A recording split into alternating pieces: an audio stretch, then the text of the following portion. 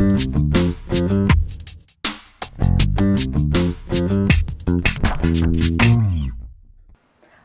I'm Stephanie Jaworski of joyofbaking.com. Today we're going to make Halloween meringue ghosts, which is simply a mixture of stiffly beaten egg whites with sugar. So preheat your oven to 200 degrees Fahrenheit, which is 100 degrees Celsius, and then have a baking sheet and line it with a piece of parchment paper, or you could just lightly butter it or spray it with a nonstick spray. And then have ready a large piping bag fitted with a about a ½ inch, which is 1 1/4 centimeter plain tip. And then what we're going to do is we need 4 large egg whites, which is about 120 grams. So when I separate eggs, what I do is have 3 bowls, small bowls, and you take your egg and then I just crack it. And then you just go back and forth, letting all the white run into the bowl. And then I put the yolk in the second bowl. Now I don't want to, the second egg I crack, I don't want to crack it into the white that I've already got, because what happens if somehow I get yolk mixed in? So what I do is take the third bowl and then do the white, like so, and then I put the yolk in there, and then I pour that white if I haven't got any yolk, which I haven't, and I pour it in there, and then I carry on third egg, I put again into the empty bowl, and so on. Now you want to make sure. And then what you do is cover both bowls with plastic wrap. Put the egg yolks in the refrigerator. You can use egg yolks for custard or ice cream or something like that. And then bring your egg whites to room temperature. That will take somewhere between a ½ hour and an hour, depending on the temperature of your room. So what we have, I've already done that, so I could bring them to room temperature. So if you have an electric stand mixer like this, use the whisk attachment for this. And make sure when you're whipping egg whites, you want to make sure that your bowl as well as your whisk are really clean. There's no grease. Because if you have any like a film of, say, butter or something on the inside of your bowl, that will help, that will prevent the egg whites from beating to their full volume, so make sure that's really clean. Now if you don't have an electric stand mixer like this, you could just use a hand mixer as well. So what we need to do first is to just beat this on medium-low speed, just until the egg whites start to get a little frothy, foamy.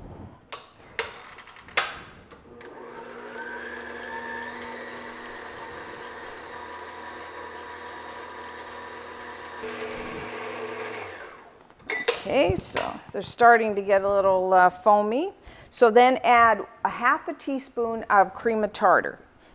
And cream of tartar helps the egg whites beat to their full volume, but it also prevents them from drying out. And if you don't have cream of tartar, you could just leave it out, or you could add like a little pinch of salt or a little bit of lemon juice, which will do the same thing as cream of tartar. So what I'm going to do now is just beat the, continue to beat the egg whites on about medium speed until they form soft peaks.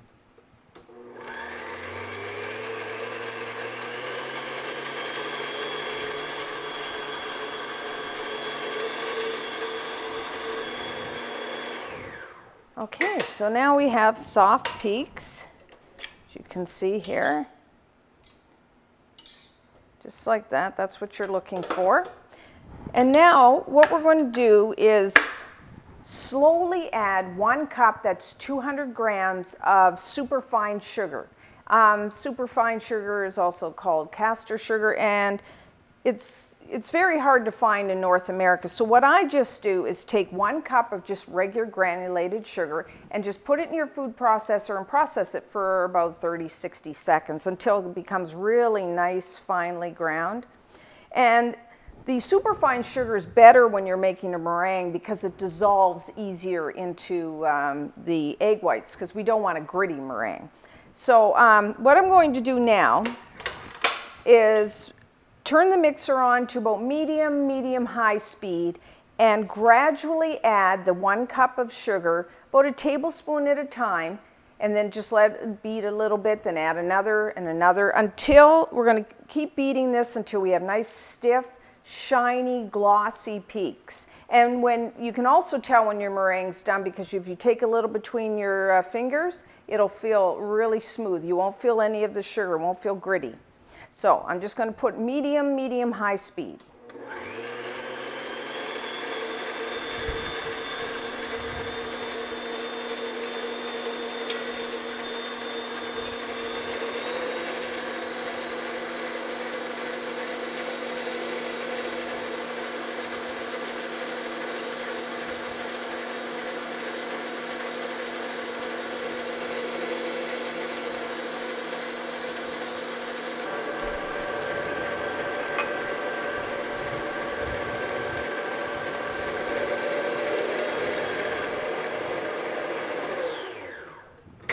Okay,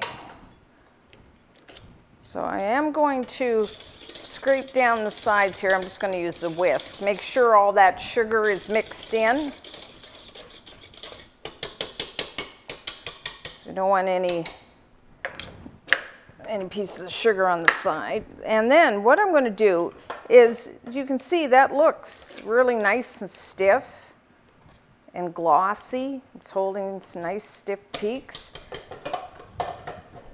But the test is to just take a little between your fingers, and it's pretty smooth. I just feel a little bit of grit there, probably from the stuff I scraped down. So what I'm going to do is just beat this for maybe 30 seconds more.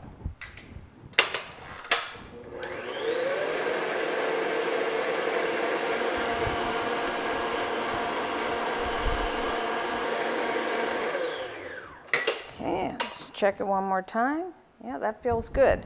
So what I'm going to do now, we want a little flavoring. You don't have to, but I find a little vanilla extract, about a half a teaspoon, and I'm using pure vanilla extract.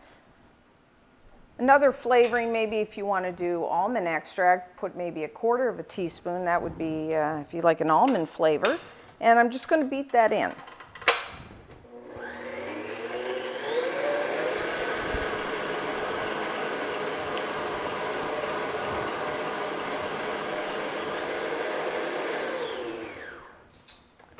Okay, so there we go. You can see, just beautiful, nice glossy peaks. So now we're going to transfer that to the piping bag. Okay, so now we're going to put the mix bag. So just take your piping bag, fold down to make like a cuff. If you don't have a piping bag this large, then you might not want to add, put all of your meringue into the bag at once. So just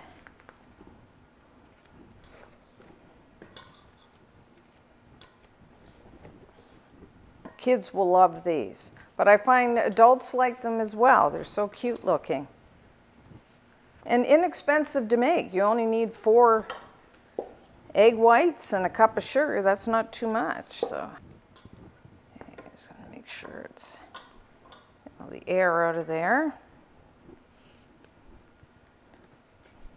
This makes about 24 2-inch, that's 5 centimeter high little ghosts. Guess you can make snowmen out of this too for Christmas if you want. So then just flap down. Now I'm just going to press this down, try to get all the air out. We don't want any air pockets. If you didn't have a tip like this, you could just use just the end of the bag instead with no tip.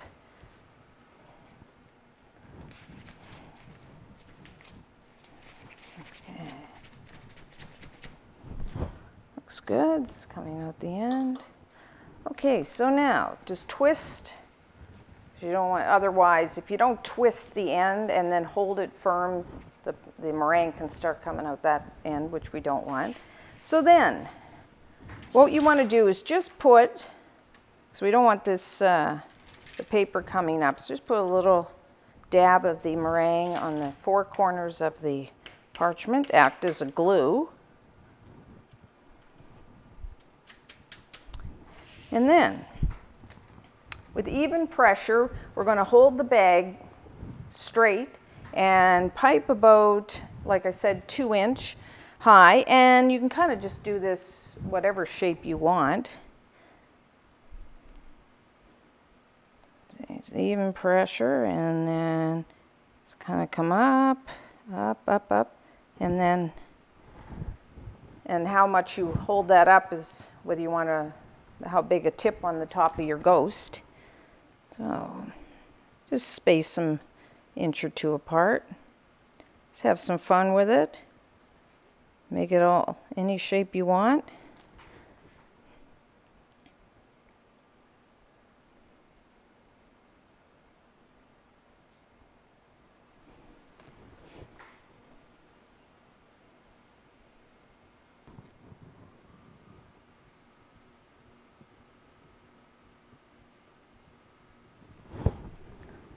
Okay, now I made mine really super big, so I only got, what, 16. Normally I make them a little smaller, but it really doesn't matter, as big or as small as you want. And then we want the eyes.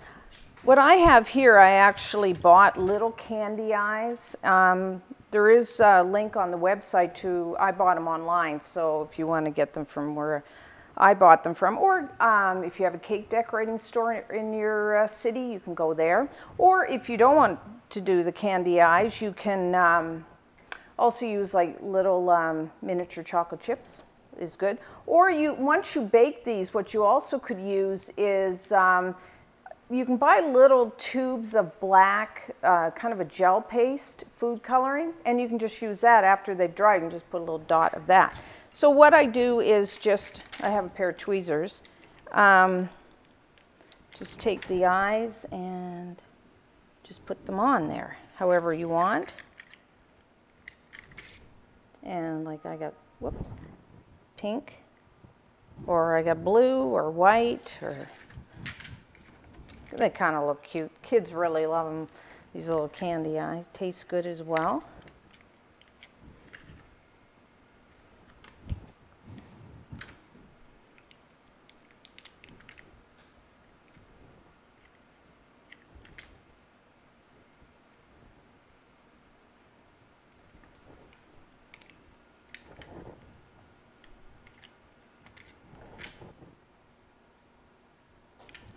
Okay, so now we're going to bake these for, depending on the size. If you have like smaller ones, maybe an hour. Larger ones like this could take anywhere from 1.25 hours to 1.5 hours, just until the outside is nice and crisp.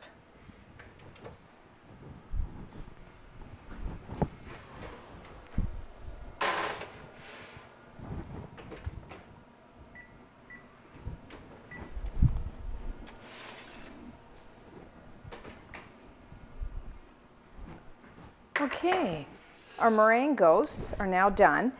They're nice and crisp on the outside and set.